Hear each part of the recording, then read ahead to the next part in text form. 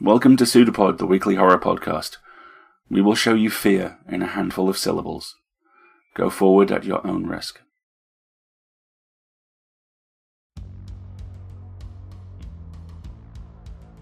PseudoPod, episode 731, Friday the 13th, 2020. This week's story, The Genetic Alchemist's Daughter, by Rebecca Kuyeging. Hello everybody, welcome to PseudoPod, the weekly horror podcast. I'm Alistair, your host, and this week's story was originally published in Black Cranes, edited by Lee Murray and Genevieve Flynn, and we actually have the fantastic Schill coming on towards the end of the episode to review this fantastic book for you. This is something we're going to be doing a lot of across the next few weeks, because we work extensively with anthologies and collections, and this is a golden age for those right now. And a lot of them are going overlooked or unremarked. And there's some great work out there and we want to put you in front of it. And we also want to give some of our staff a chance to talk about some of what they're doing. So, the story, like I say, comes to us from Black Cranes, edited by Lee Murray and Genevieve Flynn. And the author, Rebecca Kuyeging, is a Chinese-Filipino writer. She grew up in Manila, where there are many, many creaky old houses with ghosts inside them. She writes about eldritch creatures, monsters with human faces, and the old, old story of art and revolution. She now lives in Melbourne with her partner. Elaine has been published in Strange Horizons, Lackingtons, The Dark, Rocket Caper, and now PseudoPod. You can find her on Twitter through the links in the show notes. Your reader for this story is Rebecca Wacier. Rebecca is a Taiwanese-American actor, writer, translator, and sensitivity reader based in NYC. Having grown up across several continents, her work focuses on the interplay between Asia and the Asian diaspora, as well as gender, queerness, and mental illness, and has been featured in outlets like We Need Diverse Books, Wear Your Voice magazine, Book Riot, and The Dot and Line. She has a BA in Theatre and Italian Studies from Wesleyan, and you can find her attempts to use her liberal arts degree at her site, linked in the show notes. So, without further ado, we have a story for you, and we promise you, it's true.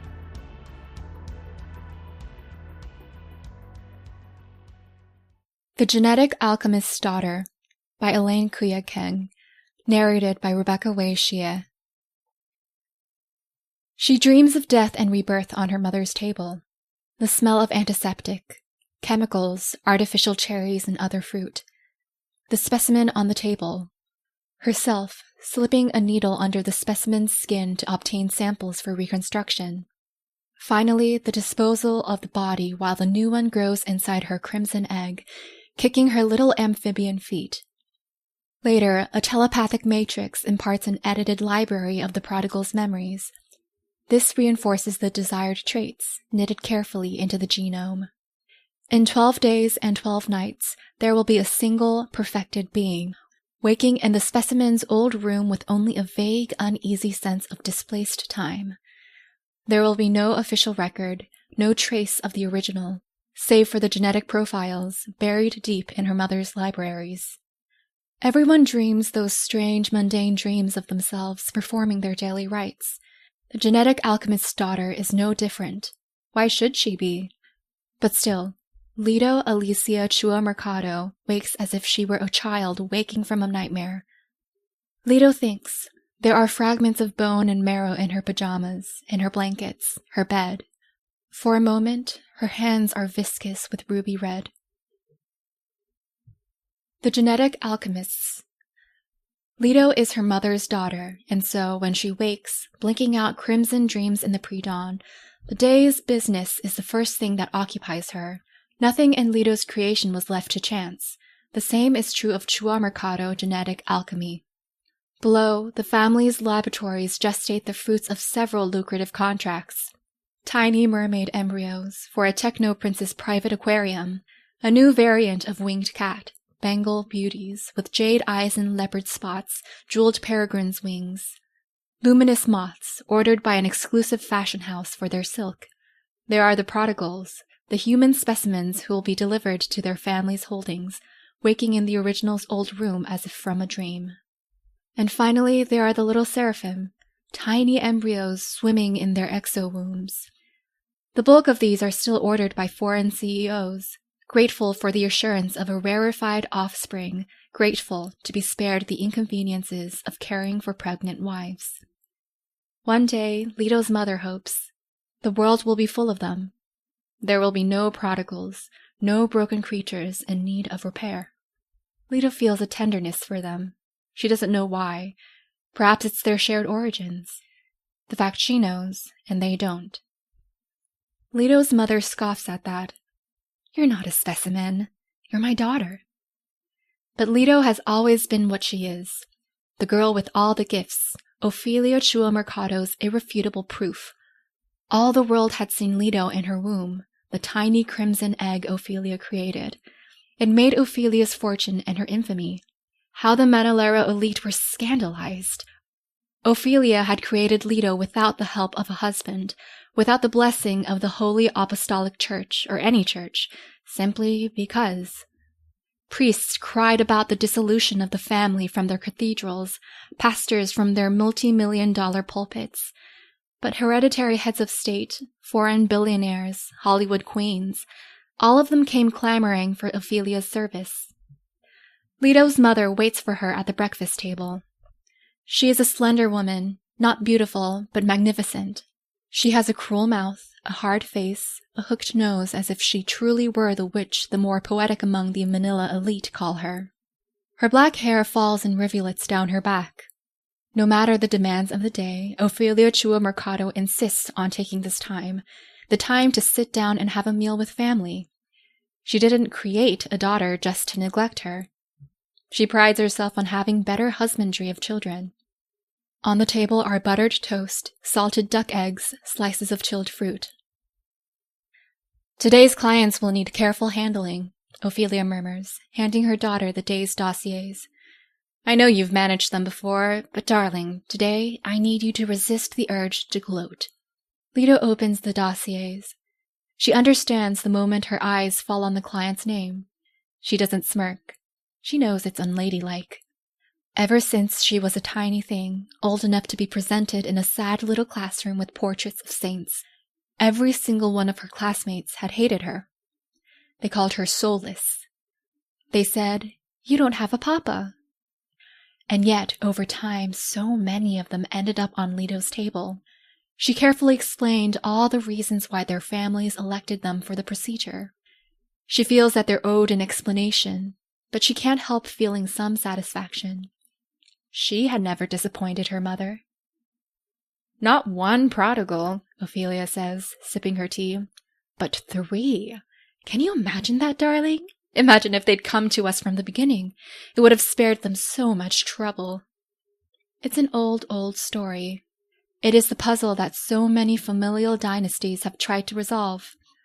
How does one halt the decline that seems to seep in the 3rd, 4th generation? 16, 18, 20 years old, and their beloved offspring showed signs of delinquency, addiction, general malaise, rebellion, depression, of all things. They showed poor scholarship. How does one save a child from themselves? 18 years of Mandarin lessons, ballet or music, and Catholic school didn't fix them. The church and the promise of heaven can't fix them.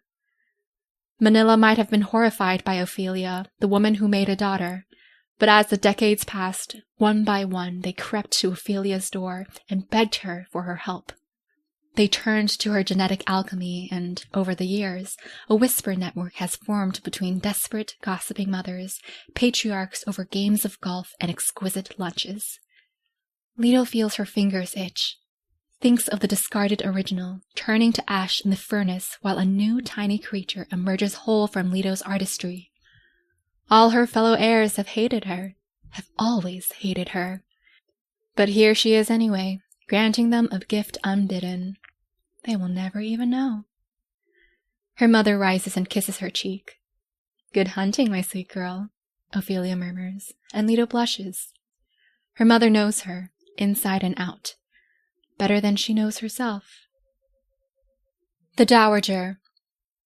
When Leto goes to meet clients, she brings her mother's wares as if they are the trappings of their self-appointed office.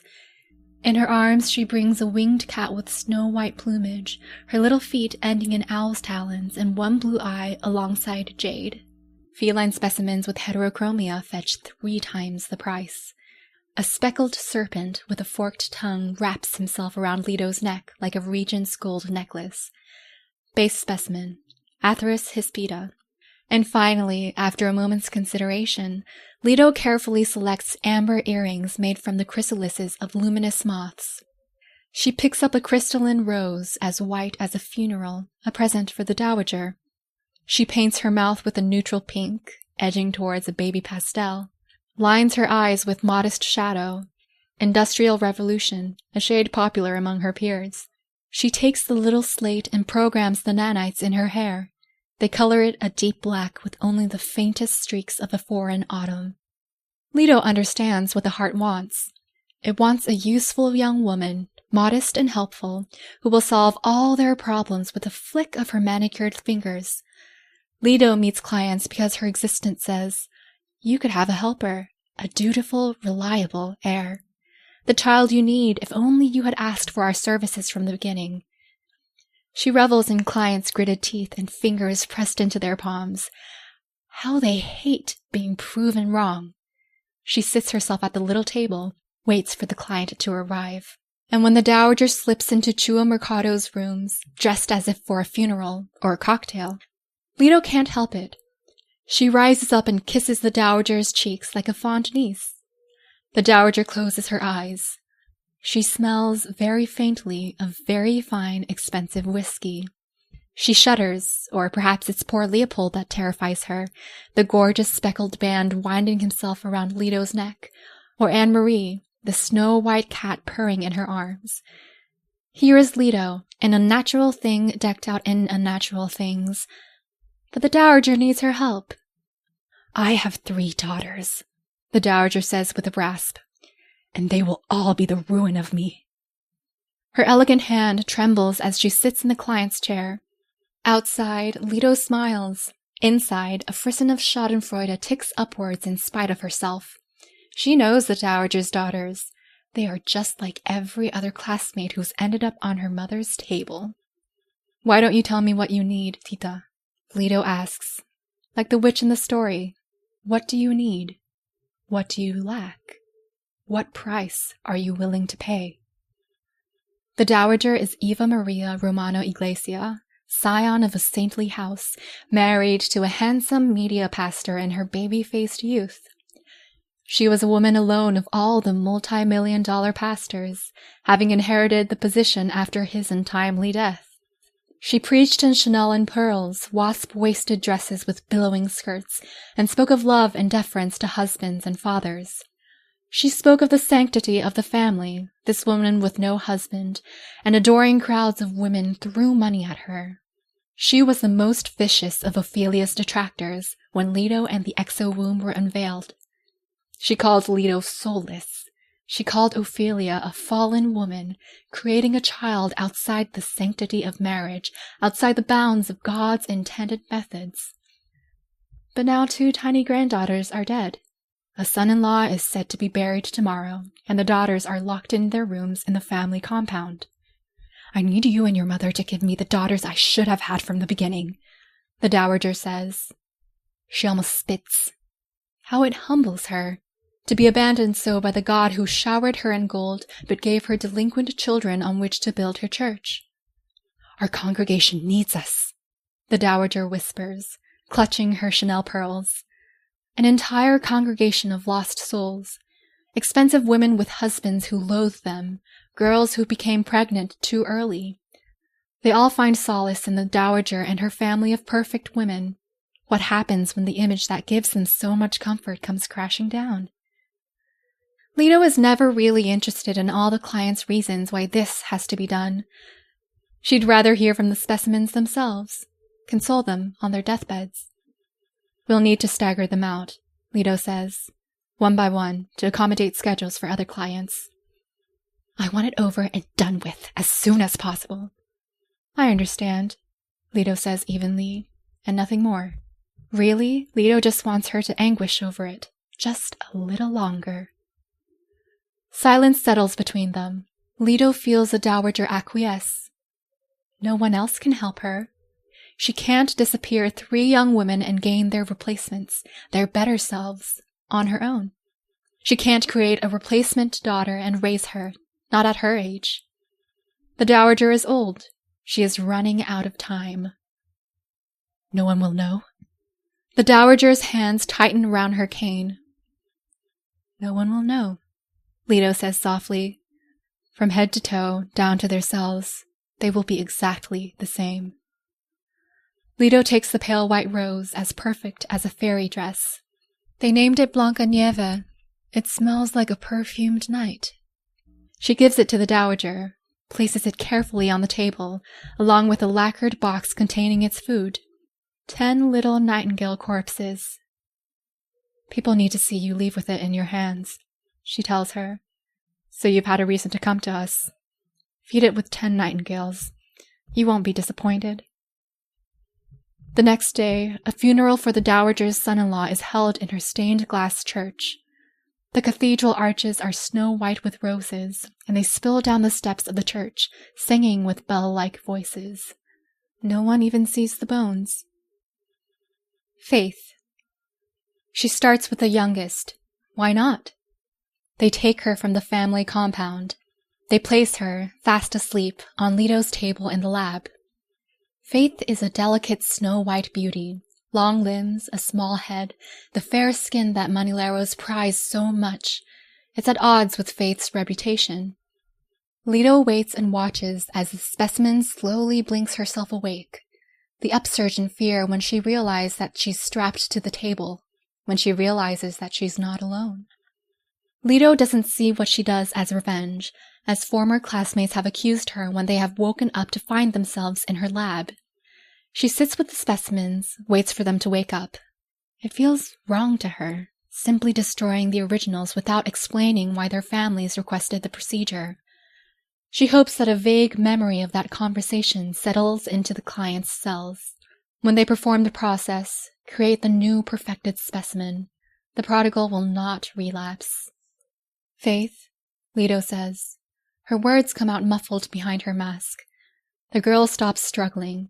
She recognizes Leto's voice. Oh, God, says Faith, and the pretty girl laughs. All the stories they said about you are true. Leto's hairs prick up at the back of her neck. When they were children, Leto was the witch's daughter. Now, as adults, she is her mother's right hand, her coolly competent heir. And that is where her story ends. All the specimens returned to the client families have had their memories edited. They know nothing of her mother's labs. But her classmates know nothing of prodigals, of Leto's part in the process. They know nothing of the procedure. It's in their parents' interest that their children know nothing. They'd rather forget the unpleasantness and have their baby back. They never really will. Do you know why you're here? She asks Faith. Faith laughs and pulls at the straps. I killed my sister's husband, Faith rasps. We did it together, you know. Me, Charity, Harmony. We pushed him off the balcony. They'd said it was an accident. Pat Del Rosario, beloved husband, beloved son-in-law, falling over the balcony in the family's multi-million-dollar compound. Thank God the Dowager had board positions on various media boards. His death was announced without mention of murder or suicide. They had locked Faith in her room until the funeral, and she had appeared with the rest of the family, her stony face easily interpreted as a perfect mask of dignified grief. I did it knowing you'd show up, Faith whispers. You knew nothing of the sort, Leto says. Her voice is even, but under the table, her hand shakes. Faith has no reason to believe Leto would show up. She has no reason to believe in her mother's lab. Leto is not a fairy tale, the way the prodigals she perfects are fairy tales. They emerge perfect and whole under her fingers, blessed with cool-eyed competence, the smothering of their genetic demons. Do you even want to know why? Faith asks. I know you want to tell me, Leto says. It doesn't matter what they tell her. The procedure will go ahead anyway. But it's as if she's a confessor tending to a penitent on their deathbed. How can she say no? You're not a specimen, Ophelia had told Leto. You're my daughter. But still the fact remains. Leto was created to prove the viability of her mother's product, the efficacy of her mother's services. Ophelia edited Leto's genes. She edited them for beauty, for genius, for musicality, an affinity for maths and languages, all those things that the ultra-rich crave in their children. They like to feel as if their genes have given rise to a better stock, better product. Leto was engineered for obedience, which meant she was inclined to recognize her mother's authority in all things. Her mother had been frank about this. There was no point in raising a child who spurned all her gifts. From the moment Leto stepped inside a classroom, she had excelled, surpassing her peers. It gave the elite of Manila something to consider, even as they called her soulless. When their beloved babies grew up, showing signs of rot by the time they reached their teens, they turned to Ophelia Chua Mercado and her helpful, perfect daughter, who swap out imperfect specimens for better ones. Or at least they edit the genetic code, so they are more inclined to conform to their parents' expectations. They're like fairy godmothers, granting obedience as a gift. Faith had failed from the beginning. Even when she and her sisters were little, when the Dowager paraded them around as her little saints, Faith was infamous for her rage. There was a party when a group of boys held her down to take her photo. Wasn't it sweet? Babies and their games. She'd pushed one of them down the stairs, and he broke his leg, right there on the Dowager's immaculate floors. When they were all older, there was another incident, another more grown college party, when she'd taken out someone's eye. The Dowager said they'd hoped she'd grow out of it, that time and patience and their guidance would temper her. It honestly surprised Leto that it's taken Faith this long to come to her table. Leto's mother said, scoffing, that they should have edited Faith's anger out of her long ago. Leto had wisely kept quiet. She doesn't blame Faith the way her mother did, but she knows what traits are desirable and what aren't. They don't like rage in little girls. And now there's a dead body that they've had to cover up with bribes and ritual and a snow-white funeral. He killed Charity's babies, Faith snarls. Did Mommy tell you that? He killed her girls. It was in the dossier, a sad obituary in the Manila Times of the Dowager's twin granddaughters. But babies often die for strange, unknown, and unknowable reasons, especially when they're so small. He put stuffed toys in their crib, Faith says. It's a SIDS risk. Everyone knows that. They kept telling him to stop. He laughed and kept doing it. Look, she loves her little Teddy. What's the harm? Everyone said, men don't raise children. It's not in them. You can't expect them to understand. It was Charity's responsibility. After all, she was their mother. Charity couldn't stay awake forever. She tried. We all did. He found reasons to keep us away, and one day she found him standing over their crib with a pillow, and her baby girls were dead. She closes her eyes.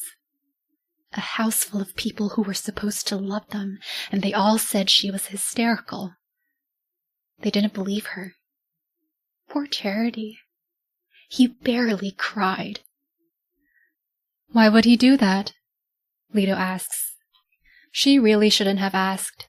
All Faith wants is to unburden herself. He wanted boys, Faith says. It's not as if he hid that.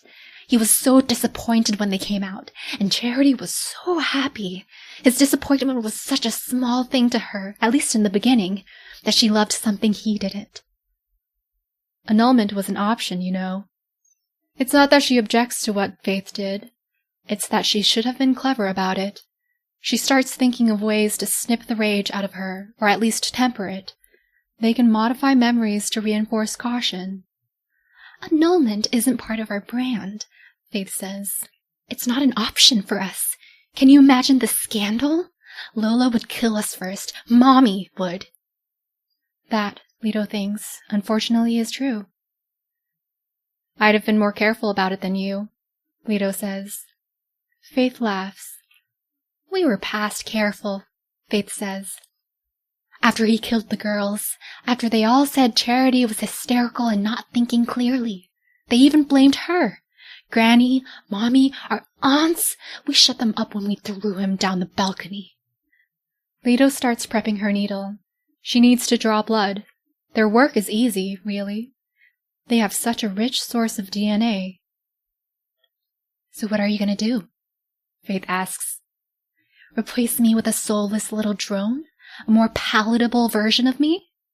Don't be so dramatic, Leto says. I can't make or remove a soul. I'd make a version of you that wouldn't have gotten caught. It's not quite what Faith's mother would have wanted.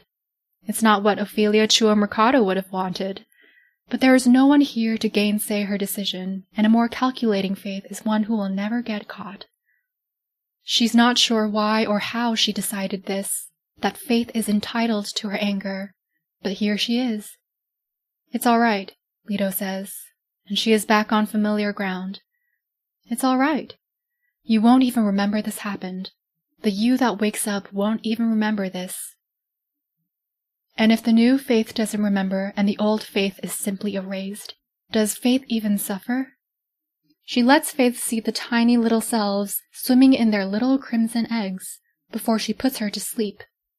It seems to calm Faith, watching tender little creatures made from her bone and marrow.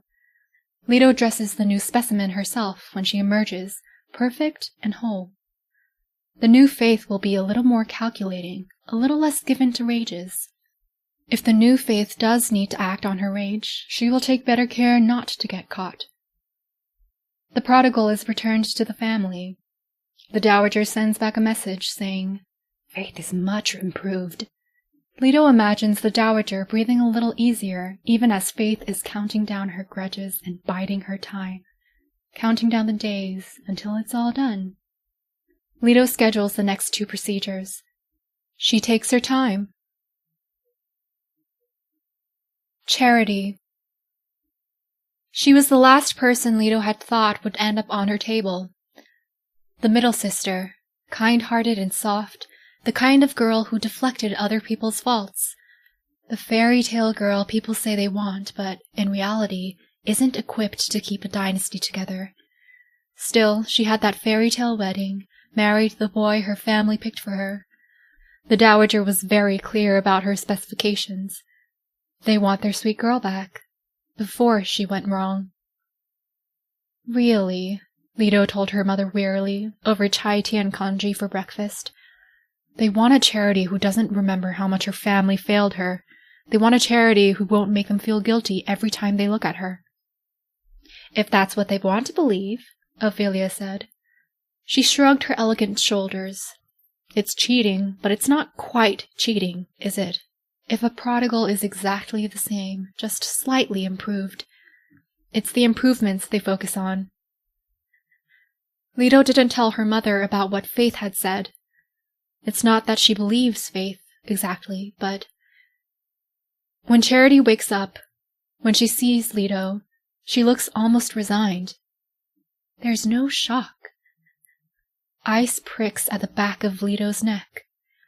Charity should be shocked. Charity should cry for help. Why doesn't she? I knew something was wrong, she says. When Faith came back, she wasn't herself. Leto doesn't answer. Poor Faith. Did she feel anything? Was it fast? What can you possibly know about the procedure? Charity laughs, a sad little laugh that almost sounds like affection. We all talk about it, you know, she says. All our old classmates, all our old friends. None of you were ever my friends. Leto digs her nails into her palms. She is not supposed to be the monster in anyone else's story. She's more than the unveiled creature in the womb, more than the girl in the schoolroom, more than the witch's baby everyone decided they should hate. I'm frankly surprised that you don't know. I would have thought that your mother would have told you. We could never match you in scholarship, but we're not stupid. Sometimes an old classmate would show up and they weren't quite themselves. They would remember things, but in slightly different ways. We heard about the oldies' little whisper network. They say there's a little dungeon somewhere where all the bodies are kept. There's a little lab where you clone tiny little creatures to replace us. That you sell our souls yourself. Leto's heart is beating fast. There is no reason. There is no reason why Charity and her friends should know. The specimen's memories of her mother's workshops are wiped. The prodigals are returned to their rooms, and they don't remember. They don't remember anything of their time as tiny little creatures in blood-red eggs. They're hatching. If what Charity says is true, and there are whispers of the process and Leto's part in it, how could she not know that she has turned into a story she has no control over? How could her mother not know? She feels like she's back in that dreary little room again. Her classmates whispering poison, spinning stories she has no control over. Charity watches her face. Do you remember? She asks. Do you remember anything from before? Before what? Charity closes her eyes and sighs, as if she is very tired and ready to go to sleep. She opens them again, and her eyes fix on Leto. I wouldn't tell your mother about this conversation if I were you. We tell each other everything, Leto says. Do you? Charity asks. Do you really? Do you ever wonder about the little gaps in your memory? She doesn't have to pay attention to this. She doesn't. Look at me, Charity says, her voice soft and urgent. I did everything my mother wanted. I married a boy she wanted. I gave up the idea of a master's degree in science, and still, look at where I am now. Leto twitches, remembers her dreams of little feet, a crimson world. I wasn't expecting to have to destroy everything I was when I married, Charity whispers. I wasn't expecting to destroy everything I loved. That wasn't the bargain I thought I made. Do you remember your Bella Norte? When she was 14, Leto had engineered little bees who sang like bells and were nocturnal. As sweet and docile as Charity, she'd been frankly surprised that the Dowager had purchased a specimen from Chua Mercado Alchemy, a birthday gift for her middle daughter, who later became obsessed with beekeeping. They never really caught on, Leto says. That was the trouble with new patents. Do you remember? Charity asks. Do you remember making them for me? Leto just stares. She'd done nothing of the kind. She made them, Charity ordered them, and that was the end of it. Charity sighs, softly. I kept beds and beds of nocturnal flowers to feed them. I did everything you told me to, even when you stopped answering my letters. Nocturnal roses, honeysuckle, lavender. Leto can't even remember why she made them. Only that she did. Mommy and Lola never approved. Pat wanted me to stop. They were dangerous to me and the baby. Who knew what they were picking up while they were dancing in the dark? Who knew how reliable the patent was, how docile they really were? I went on a trip to the States. I came back to find most of my hives burned. Lola said, But it's such a little thing. Mommy said, You have babies now. You won't even notice they're gone. Charity closes her eyes.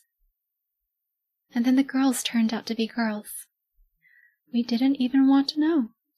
He was so sure God would give us what he deserved. I took their blood. I cut their hair. I wanted something to remember them by, just like I kept the bees to remember you. She breathes in, breathes out, looks over at Leto, whose face is carefully blank. She would have no reason. Her mother would have no reason to remake her. Leto is perfect, has been perfect since the beginning. She was engineered for beauty, for intelligence, reliability. There is nothing that Leto wants outside of what her mother needs. They were right, Charity whispers. Oh God, they were right. Leto doesn't answer. She preps her needle. Listen to me, Charity says, before she slips off to sleep under Leto's needle. You're not so different from us. Someone should have told you that from the beginning. I'm sorry we didn't. Charity is easier in many ways, They keep the base genetic profile. They edit her memories. Faith did it. Harmony did it. Charity just watched. Leto goes through an entire album of memories, editing things out, snipping inconvenient ones. When the new prodigal wakes in her room, she is more certain of her mother's authority, of her mother's love and adoration, the need to defer to her authority. She won't remember that conversation with Leto in the lab below. Leto should talk to her mother. She should talk to her, but something stops her every time. Leto stays in the lab, watching over the dreaming specimens. Cinderella over the turtle doves that shake gold and silver over her. She thinks of the ashes of every discarded specimen, feeding her mother's roses. Faith, charity, an endless, endless parade of names before them. And she wonders, how many of them were her? How many dreams has she had of a crimson world and kicking feet? Can she count all the times she might have been remade? She wouldn't even know when it began, what had been the starting point. She walks into the garden at twilight, where the apiaries of little Bella Norte are kept. Their little feet brush against her cheek like a kiss. "Do you know more of me than I do?" she asks them. "Do you?" Harmony. The eldest daughter escapes. She must have seen the writing on the wall, Leto muses to herself when it happens. The Dowager is beside herself. It would not have happened. It would not have happened if Leto had done all 3 of them at once like she had asked. "You should have known better than to let the other girls out," is all Leto thinks. Ophelia lets the Dowager know, calmly, that matters are being handled and shoots Leto a look. Leto understands. She wants Leto to fix it. The foundations of the world her mother is building depends on Shua Mercado's reliability, their reputation. She needs to undo the damage she's caused. But Leto spends some time in the garden, among the specimens and patents that never quite caught on. She spends some time with the Bella Norte bees, waking in the moonlight, settling on Leto's dress like golden dust. "You made them for me," said Charity. Why would Leto do that? What did she owe her? She considers that Charity and Faith might be right, that her mother has been wiping her memory, altering her like a story that she can't quite perfect. She should be terrified. She should be outraged, but all she feels is hollow. She wonders if anger was edited out of her, too. "I don't know what to do," she says, honestly, to the Bella Norte bees, as if they could answer her. They track Harmony down in a shabby little street in Binondo, in a shabby little room. Leto insists on going herself. After all, it was her mistake. At that, something inside Ophelia seems to untwist and loosen. She kisses Leto on the cheek. She says she knows Leto will make it right. Everyone makes mistakes. We all learn from them. We make ourselves perfect. Leto lets herself into the shabby little room, and there is Harmony, waiting. The survivors of Charity's bees surround her, drinking sugar water.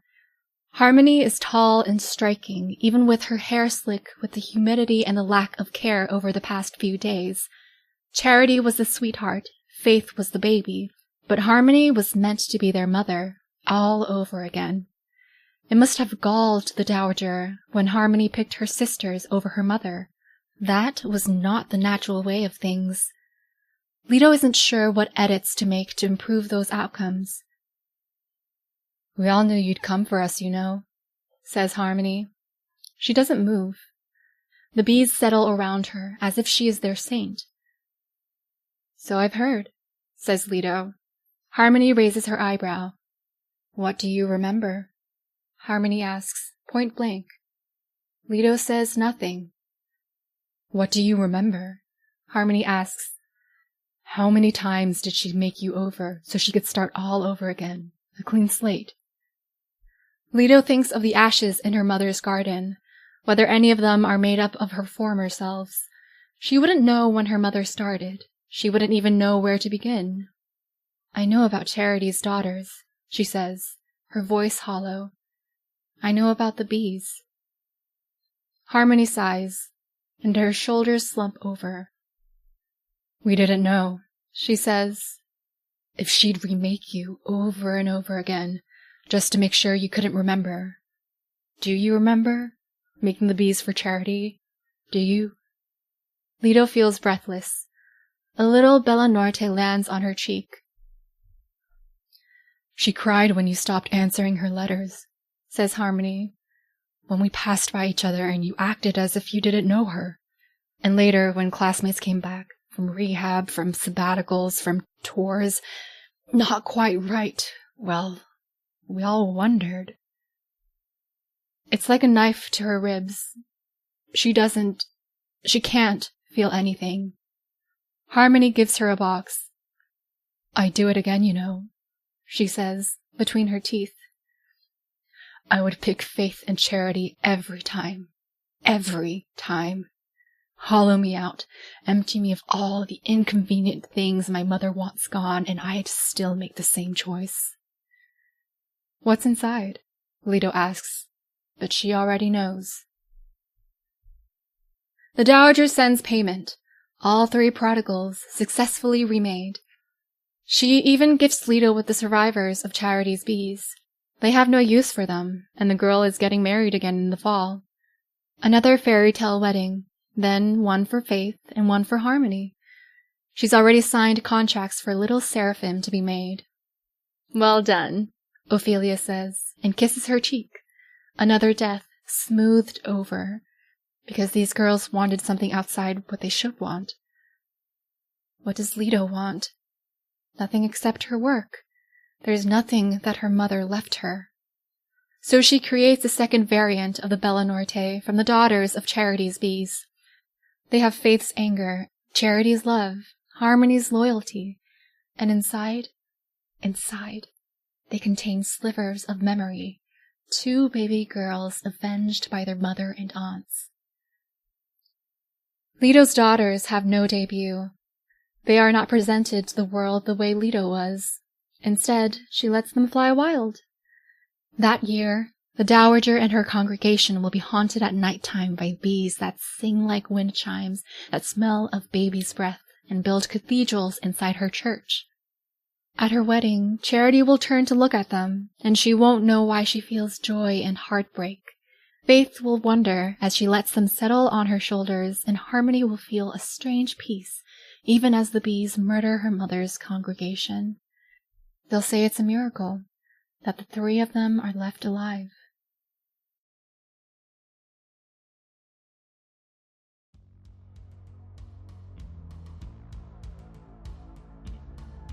The polite, orderly lie of society is what's on sale here, as something which the main character is uniquely equipped to provide, at least at first. It's like Elaine says in her bio, this is the old story of art and revolution. Except here, the revolution is internal and involuntary. A second chance at good children, a chance to wipe the slate clean, to quote a certain iconic cyberpunk advert, the chance to begin again. But here's the thing.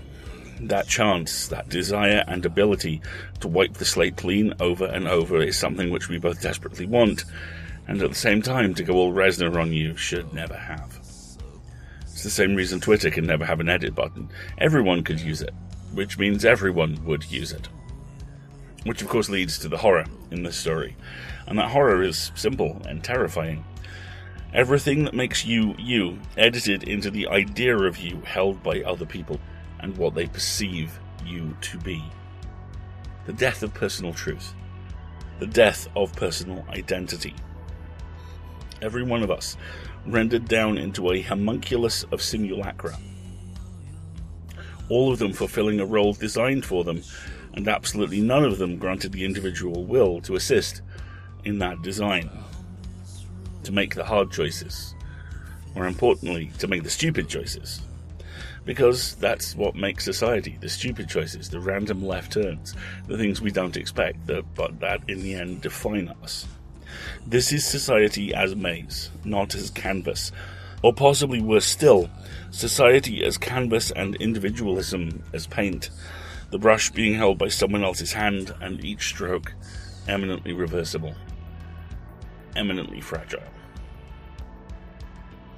So why is this horror? I mean, aside from all of that, well, the violation of the characters here is as terrifying as it is offhand and bluntly plausible, and secondly, because the vengeance it enables is both fitting and, in the end, temporary.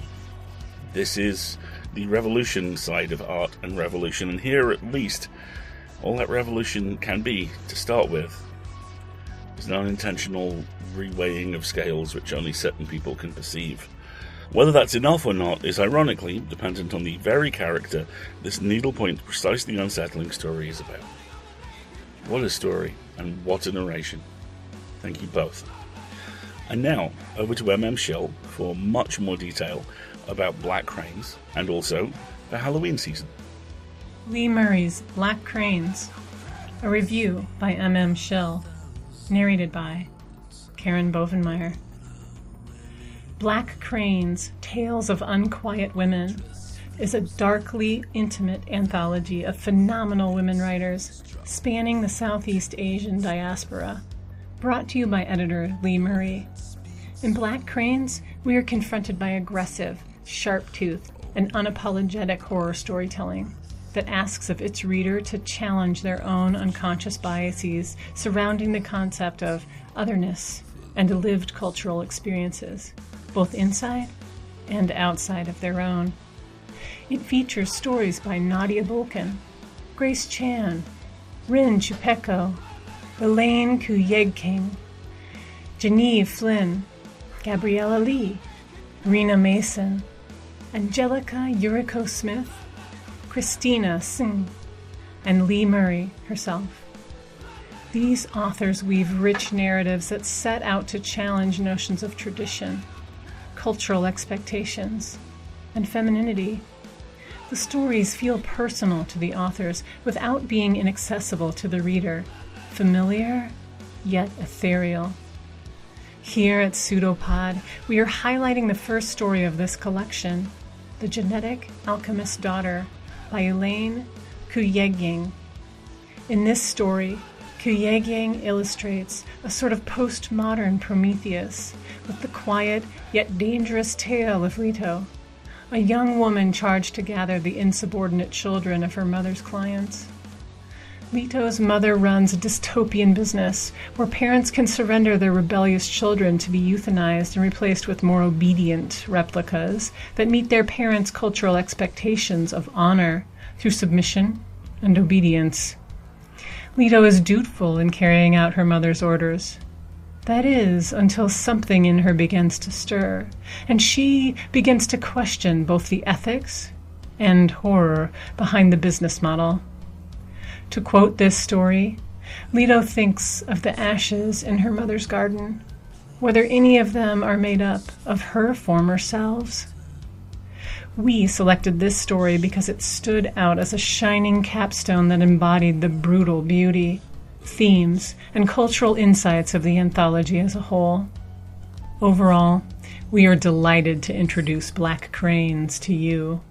It is a collection of horror that invites you into a world that is beautifully rendered, yet oftentimes cruel and disorienting, without ever crossing the line into superfluous gore or brutality for brutalism's sake. Instead, we are left with tales that enthrall, terrify, and comfort, while oftentimes convicting us for our preconceptions.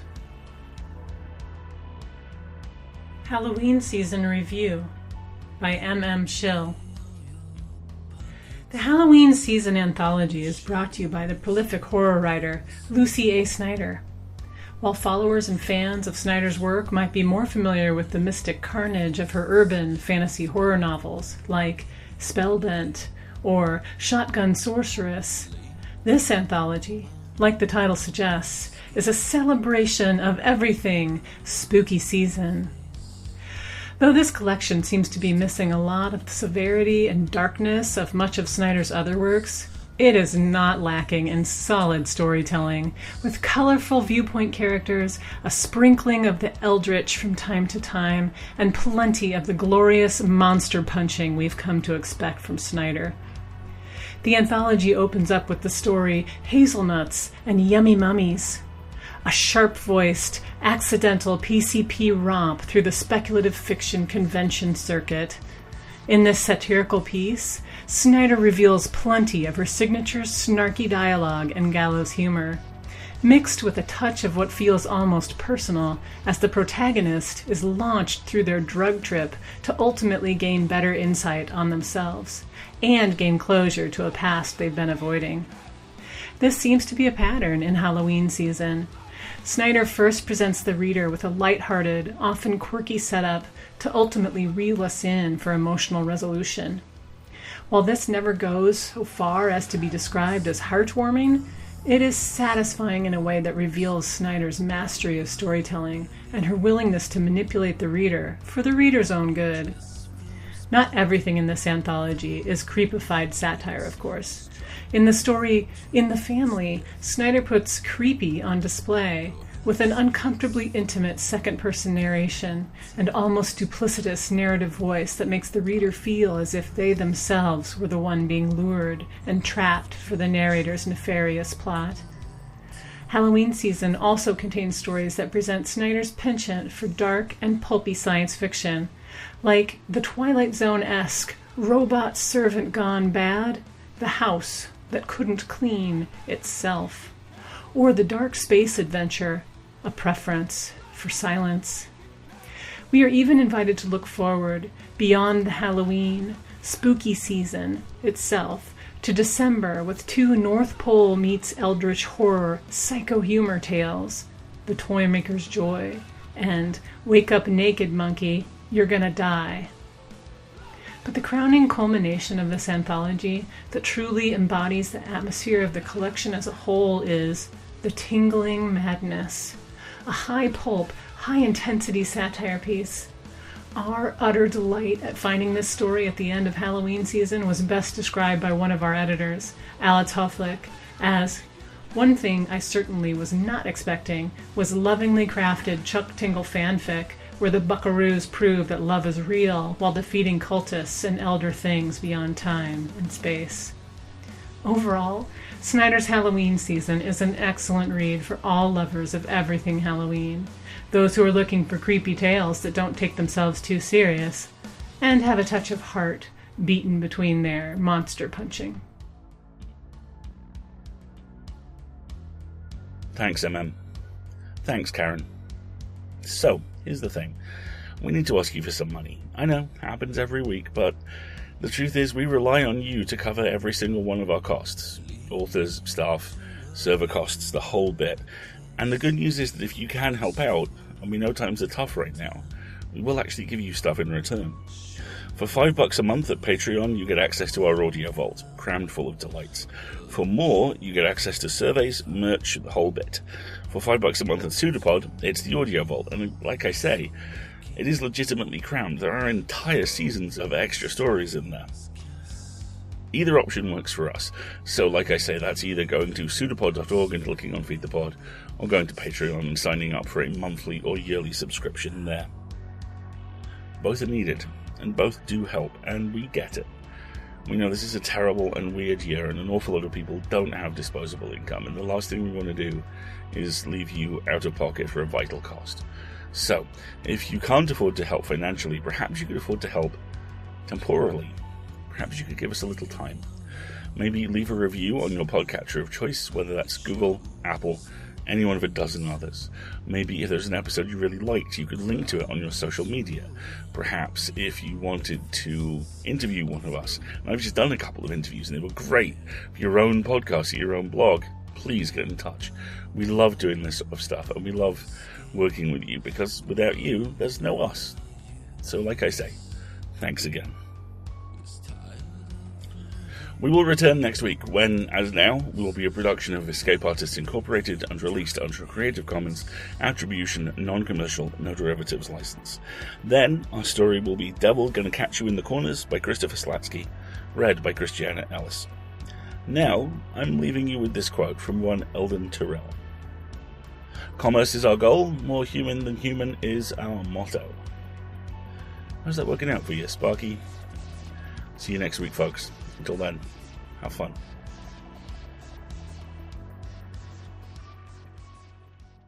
It's a PseudoPod. It's a big foot. It's all about podcasts these days.